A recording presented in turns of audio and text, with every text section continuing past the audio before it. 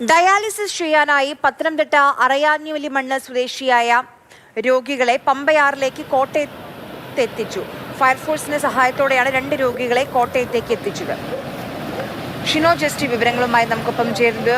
ഷിനോജ്, ആ ദൃശ്യങ്ങൾ നമ്മൾ കാണുന്നു. പമ്പയാറിലൂടെയാണ് ഈ രക്ഷാപ്രവർത്തനം നടത്തിയത്. അവർ ആശുപത്രിയിലേക്ക് എത്തിച്ചോ?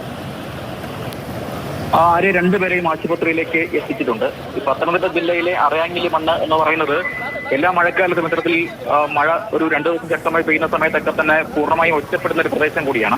400ഓളം മനുഷ്യർ താമസിക്കുന്ന ഒരു ഇടം കൂടിയാണ്. 2018 മഹാപ്രളയ സമയത്ത് അരികെ ഓർമ്മയുണ്ടാകും.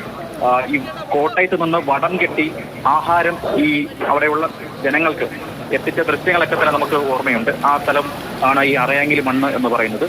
അവിടെയാണ് ഇത്തരത്തിൽ ഈ ഡയാലിസിസ് രോഗികളെ ഇപ്പുറത്തേക്ക് എത്തിക്കുന്നതിന് വേണ്ടി കഴിഞ്ഞ ദിവസം മഴ പെയ്തു. അതിനാൽ തന്നെ ഈ പ്രദേശം പൂർണ്ണമായി ഒറ്റപ്പെട്ട ഒരു അവസ്ഥയിലായിരുന്നു. അതിനാൽ തന്നെ ഈ പമ്പയാറിലെ കോസ്വേയിലൂടെ ആണ് ഈ ഫയർഫോഴ്സ് സംഘം ഈ 2 രോഗികളെ ഇപ്പോൾ നിലവിൽ കോട്ടയം ഇടകടത്തിയിലേക്ക് എത്തിച്ചിരിക്കുന്നത്. അവരുടെ പേരുകൾ എന്ന് പറയുന്നത് പുന്നമണ്ണിൽ സ്വദേശി സജി, ഒപ്പം ചരുവിൽ സ്വദേശിയായിട്ടുള്ള അപ്പുക്കുട്ടൻ. ഈ 2 പേരെയാണ് നിലവിൽ ഇപ്പോൾ ഈ ഫയർഫോഴ്സ് കോസ്വേയിലൂടെ ഇപ്പോൾ ഈ കോട്ടയത്തേക്ക് എത്തിച്ചിരിക്കുന്നത്. എന്തായാലും 2018 സമയത്തൊക്കെ തന്നെ ഈ ദൃശ്യങ്ങൾ ഉൾപ്പെടെ അന്ന് വലിയ രീതിയിൽ ചർച്ചയായതാണ്. എന്തായാലും അത് ആ സമയത്തൊക്കെ തന്നെ ജനപ്രതിനിധികൾ ഉൾപ്പെടെ പറഞ്ഞതാണ് ആ ഭാഗത്തേക്ക് ഒരു പാലം വേണമെന്നുള്ളത്. എന്തായാലും നാട്ടുകാരുടെ ഇപ്പോഴത്തെ ആവശ്യവും അത് തന്നെയാണ്. ഒരു പാലം, ഈ ദൃശ്യങ്ങൾ പുറത്തു വരുമ്പോഴെങ്കിലും അത്തരത്തിലൊരു പാലത്തിന്റെ ചിന്തകളിലേക്ക് സർക്കാർ കടക്കുമെന്ന് നമുക്ക് പ്രതീക്ഷിക്കാം.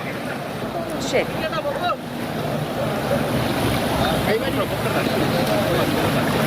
കൈത്താങ്ങാകുന്ന, കരുതലാകുന്ന കേരളം, അതിന്റെ കാഴ്ചകൾ.